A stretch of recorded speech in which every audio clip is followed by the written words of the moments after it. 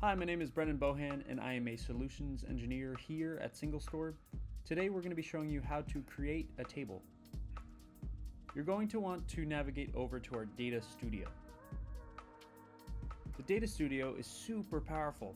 You can create SQL queries in our SQL editor, create notebooks that are able to run Python, Markdown, and SQL, and diagnose any issues that may arise while developing your application. So let's open up the SQL editor itself. Here you can see that you're able to click the different types of workspaces that you want. Currently I'm just on a starter workspace, so I get one database, 10 tables, and a few other limitations. When you and your company start to scale, that's when you would move on to our standard edition. Let's get to it. Our default table type is a column store table. You're able to get incredible performance using just one table type, our column store table type, also known as universal storage. Now let's run it.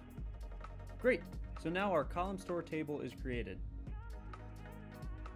And if you navigate down, you can see the message logs and all the operations you are currently performing or have performed in the past.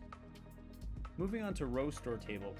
This is currently unsupported in shared tier, so you'd use this for heavy transactional workloads when memory optimization is key. I'll go ahead and show you what error you might face if you attempt to create a row store table in a shared tier instance. And of course, you get this operation is not allowed in a shared tier deployment. To make sure that the create table statement worked, we can run show tables. And there you go, it worked.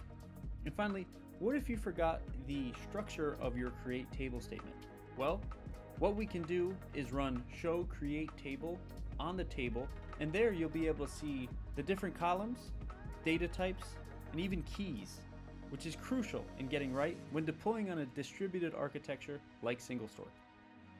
And there you have it, how to create a table in SingleStore.